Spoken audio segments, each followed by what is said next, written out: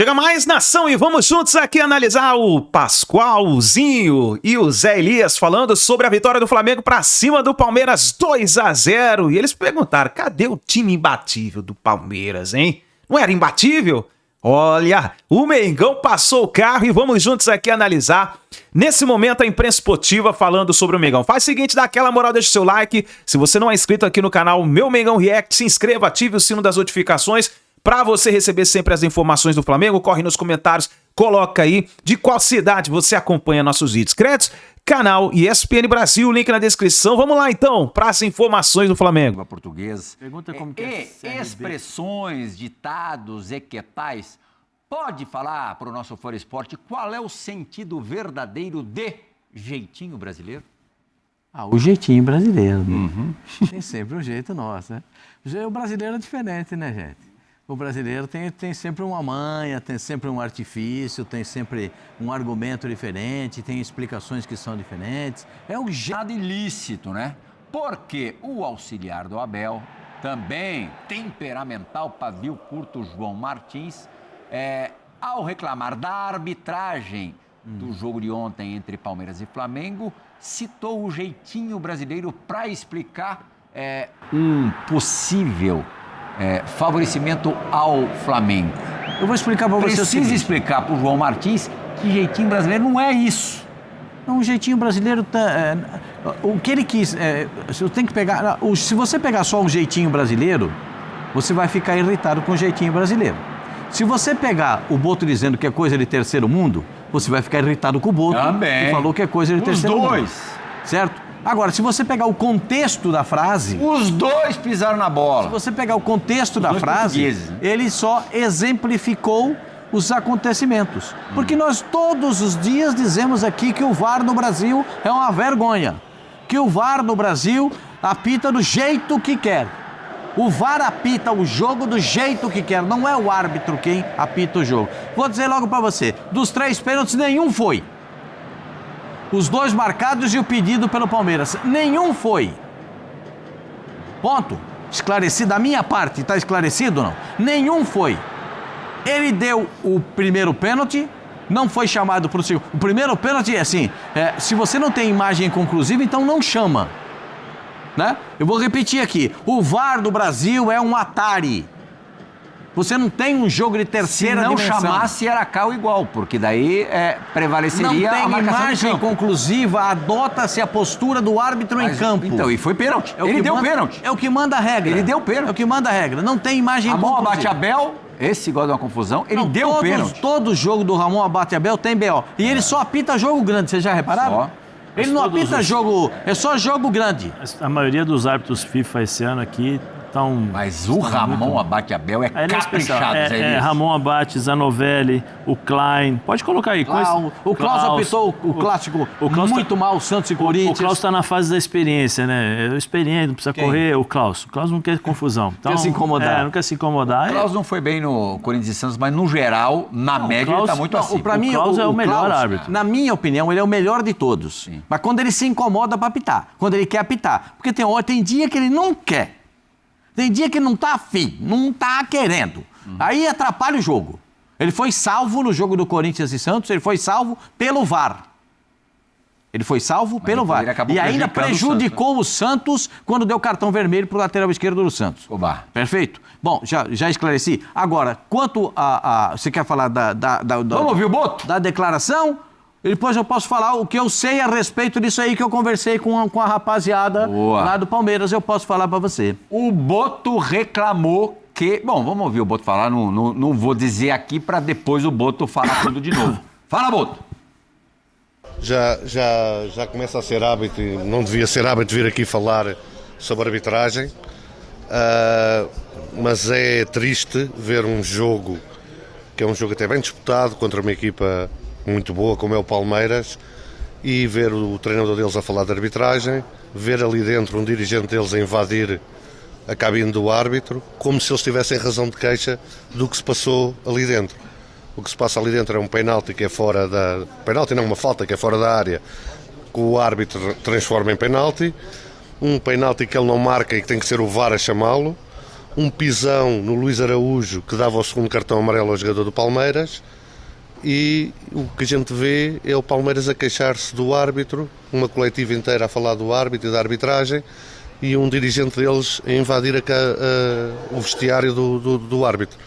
E isto não pode ser assim. Acho que quem quer um espetáculo bom e saudável não pode entrar por este caminho, e a CBF tem que pensar na arbitragem, tem que pensar bem e não se deixar pressionar por coisas destas que são do tempo não é do tempo, é do terceiro mundo. Aquilo que se vê ali dentro é do terceiro mundo, tá? Obrigado, pessoal. Mas você viu essa invasão? Como que foi? Vimos. Vamos ser sinceros, 2 penaltis a favor do Flamengo em 45 minutos é impossível no Brasil. Principalmente aqui há sempre a lei do jeito e do jeitinho brasileiro da compensação. Sabíamos depois de marcar um penalti ao Palmeiras, a obrigação do Palmeiras é fazer gol, porque depois vai ser sempre contra. Já marcou um, agora vai ser sempre contra. É assim que funciona aqui, é assim que nós temos que viver, por isso é que muitas vezes nós nos revoltamos tanto, porque nós só queremos que as regras sejam cumpridas. Não pode falar. Zinho, um fala em terceiro mundo, o outro em jeitinho brasileiro relacionado a algo negativo. Escolhe um dos dois para falar ou fala dos dois? E nós somos os culpados, porque trazemos eles elogiando como são os melhores profissionais do mundo. Né? Agora nós temos que escutar, ouvir isso daí. Discordo das colocações de ambos. Boto num pacote só e digo que eles, para mim, exageraram. Assim, e eu tô com o Pascoal. Nenhum pênalti para mim eu marcaria. Eu estava lá em loco. E o lance do pênalti para o Palmeiras, no cruzamento, eu estava literalmente atrás do gol ali, do lance. E olha que eu estava no camarote só com os palmeirenses. E todos eles que estavam do meu lado assim, foi fora da área. E eu estava mais preocupado de saber se pegou no braço ou não pegou, se o braço estava aberto ou não. E a maioria ele já falava isso. Assim, o do Arrascaeta da mesma forma. Há ali um contato, mas não é suficiente para derrubar o Arrascaeta. Quando ele percebe o contato, vê que não vai chegar na bola, se joga. Eu não marcaria nenhum pênalti. E as declarações vai muito em cima dos erros da arbitragem e do VAR misturado.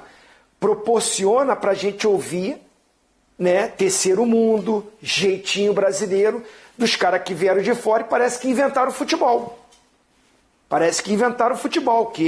Que aonde eles vivem nunca houve erro, não tem problema, não acontece nada.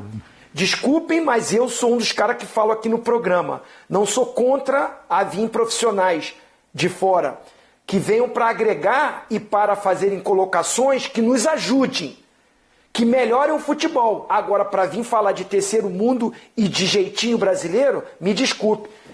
Nenhum dos dois estão num patamar para mim para vir querer ditar regra aqui.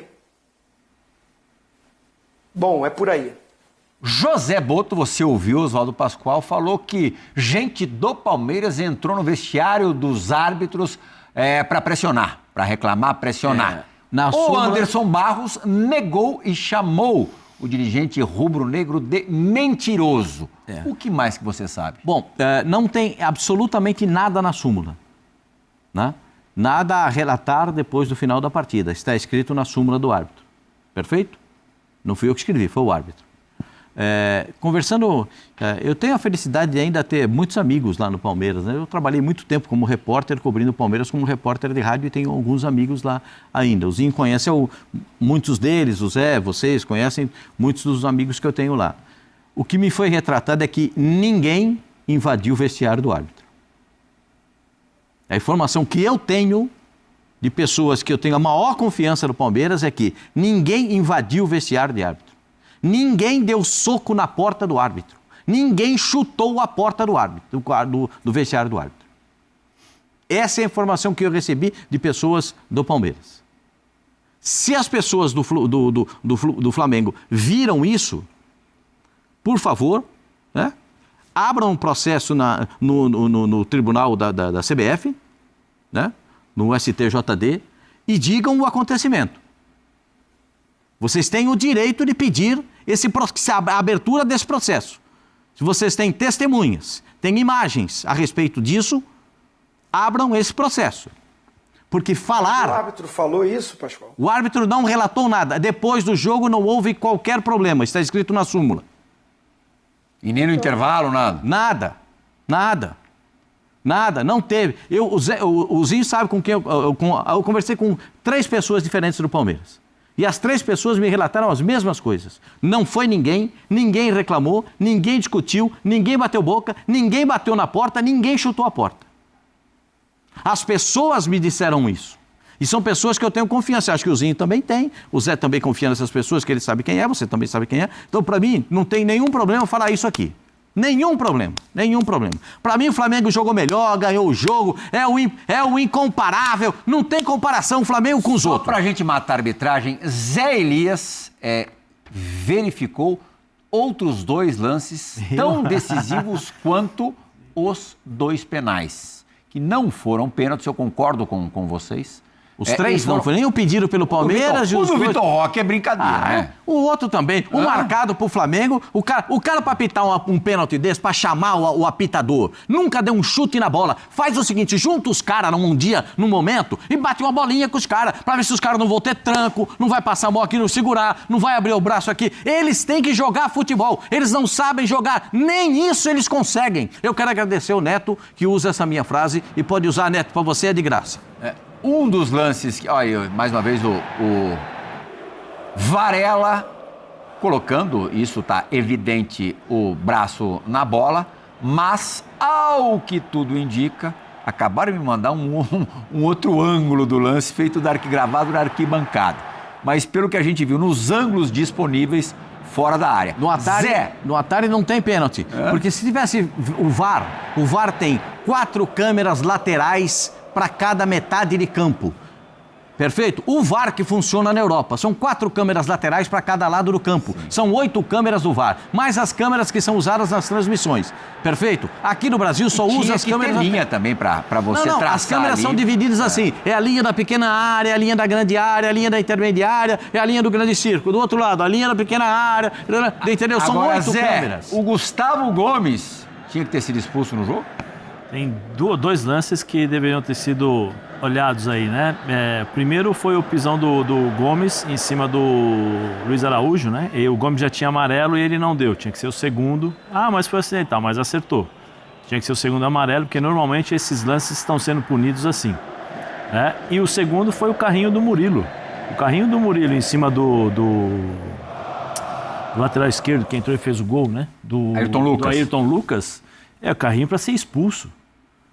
O que é um grande erro da arbitragem, né? Eu vejo muitos comentaristas dizendo e falando, não teve intensidade. A intensidade é o seguinte, você pode entrar do jeito que entrou o Murilo, só que não quebrou a perna, entendeu? Não quebrou a perna, não aconteceu, não quebrou a perna, não fez nada, então beleza. Agora, o jeito que o Murilo entrou era para ter sido expulso. Porque se pega realmente em cheio o jogador do Flamengo, o jogador do Flamengo Murilo tomou amarelo, provavelmente estaria fora. Os 2 estão fora, o Murilo e o Gomes. Mas tinha que ter sido expulso, Pascoal. Vai por mim, carrinho, eu entendo. Tinha que ter sido expulso. Tô falando sério. Deixa esse negócio com ele. Tinha que ter sido expulso, porque a forma como ele entrou, uma coisa é você entrar com o carrinho por baixo e tentar pegar a bola. Outra coisa é quando o Murilo entra por cima e vai para acertar o jogador, porque já tinha tirado a bola.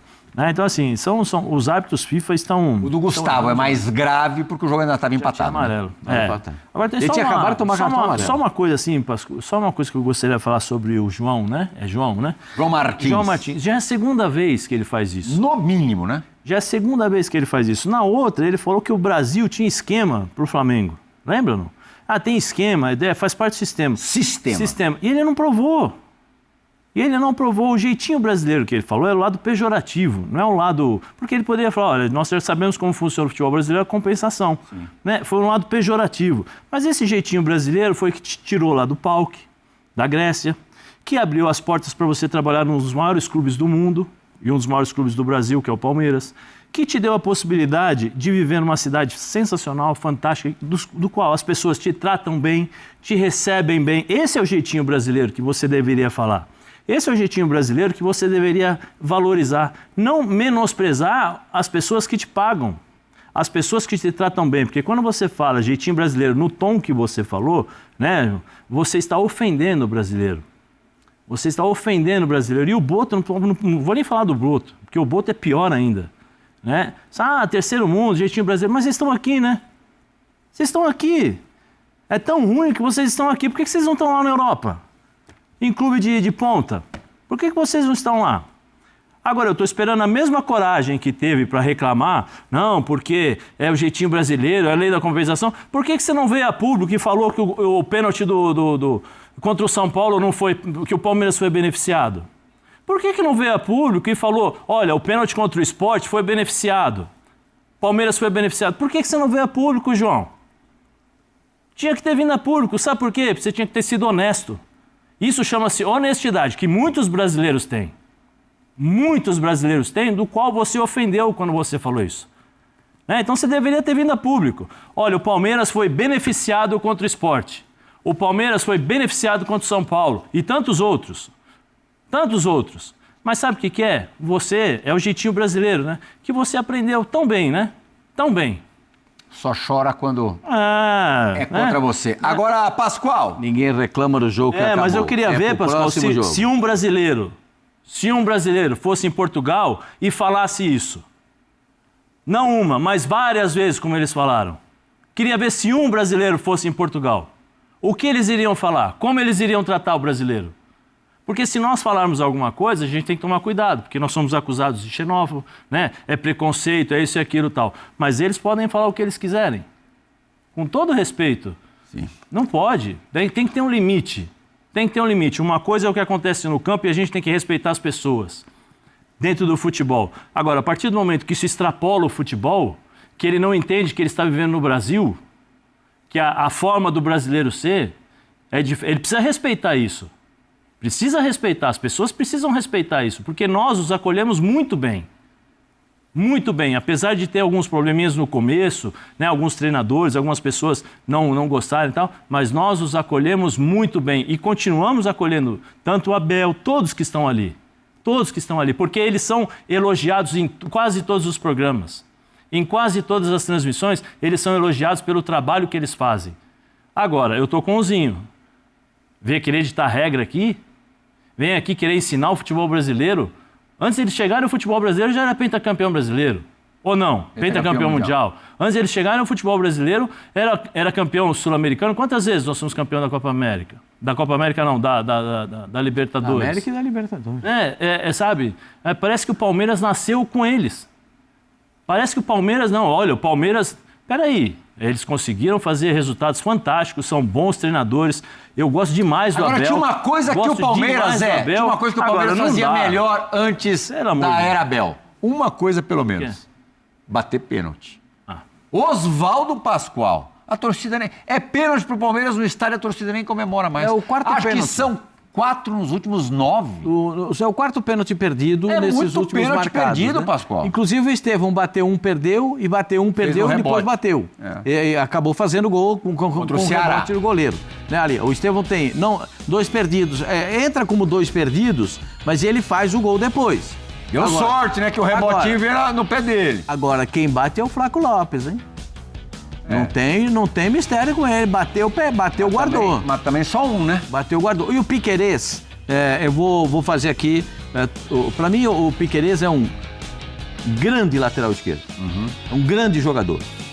Mas do jeito que ele posicionou o corpo para bater, ele indicou onde ele ia chutar. Porque de 10 pênaltis batidos contra o goleiro do Flamengo, em 9 ele caiu no mesmo canto. No Rossi? O Rossi. Em 9 ele caiu no mesmo canto. Bom goleiro, hein? Goleiro pouco falado e bem... Goleiro do tamanho... Bem competente. Goleiro do tamanho do Rossi, goleiro do tamanho do Hugo. Você não pode dar oportunidade para defender. Como é que você bate esse pênalti? No alto, com força. E é a característica do Piquerez. Não sei por que ele bateu esse pênalti aí, tão fraquinho, tão frouxinho. Mas o Rossi é pegador de pênalti. É pegador de pênalti. Boca. É pegador de pênalti, mas dos 9 que ele pegou... De 10 pênaltis, 9 ele caiu nesse mesmo canto, no canto direito. 9 ele caiu nesse mesmo canto.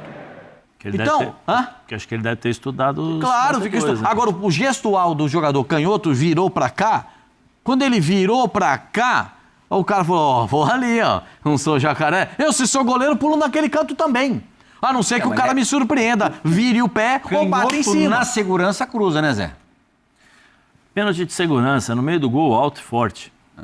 Jogo como esse você não pode perder. Não pode. Nesse jogo você não pode. Esse pênalti ditou o jogo. Era outro jogo. Ou senão é aquela coisa assim, modo Zé Elias de bater, né? Vai decidido onde você vai bater ali, fecha o olho e dá aquela pancada que o goleiro não vai dar tempo de chegar. E 1-0 Palmeiras, Nezinho, iria destruir completamente a estratégia do Felipe.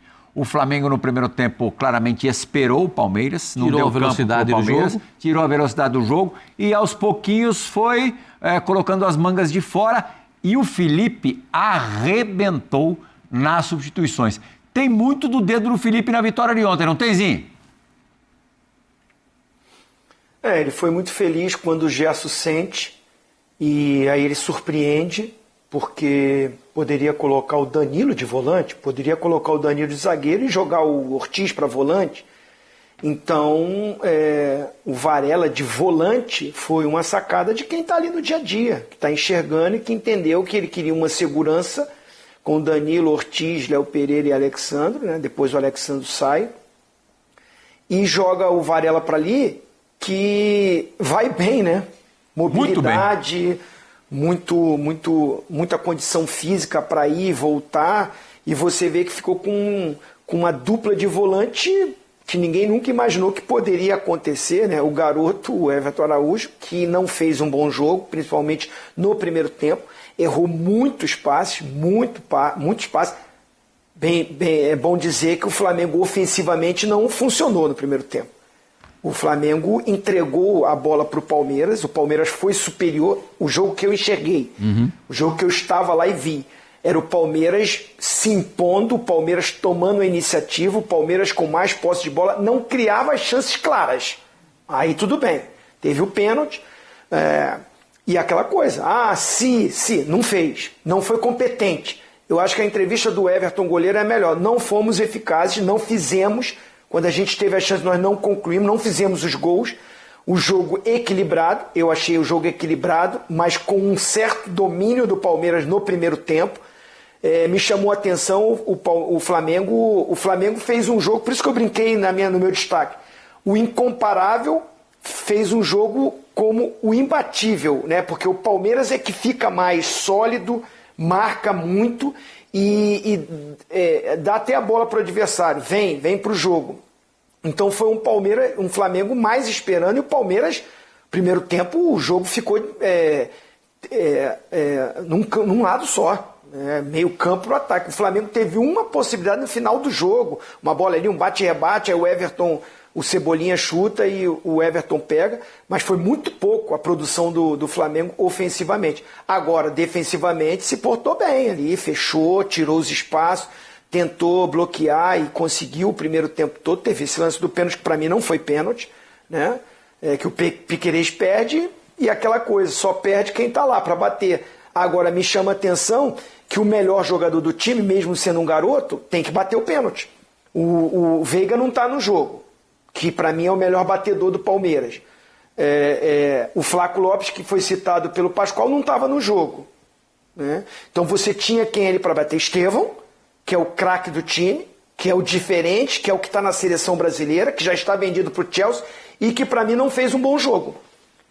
Mais uma vez, no jogo grande, no jogo que você precisa chamar a responsabilidade, o Estevão não fez um bom jogo. Não produziu aquele jogo que a gente sabe que faz a diferença do drible. Poucos lances ele ganhou individualmente da defesa do Flamengo. E isso foi uma situação que fez o Palmeiras não produzir tanto ali ou criar tanta chance de gol. Teve a posse, mas não criou tanto. Então, um jogo que, para mim, foi decidido muito pela decisão da arbitragem, porque foi muito igual o jogo. Você pegar a posse de bola, 50-50. Palmeiras até finaliza mais, mas não foi eficaz. O Flamengo foi quando teve a sua oportunidade, e o segundo gol já foi aquela coisa do contra-ataque, da velocidade, e mais uma vez, com o dedo do Felipe. O Felipe foi bem. As mudanças, ele coloca o garoto o Wallace Ian, que é muito bom jogador, muito bom, que dá velocidade, saca o Arrascaeta, né? E o Ayrton Lucas, que entra para puxar o contra-ataque, ele faz uma dobra na lateral, né? Então ele foi muito bem, o Felipe, sim. Que personalidade do Wallace Ian, hein? Nossa, o moleque entrou fazendo uma fumaça, né? Pode fazer só uma crítica a respeito do segundo gol? Claro. Se a gente puder mostrar a imagem, por gentileza, fica o segundo gol do Flamengo, da bola trabalhada. Uma jogada em que... do Ayrton Lucas. Do Ayrton Lucas, que faz o gol, mas que o zagueiro do Palmeiras tem a chance de tirar a bola. Mas ele tira a bola muito pequeno, muito curtinho.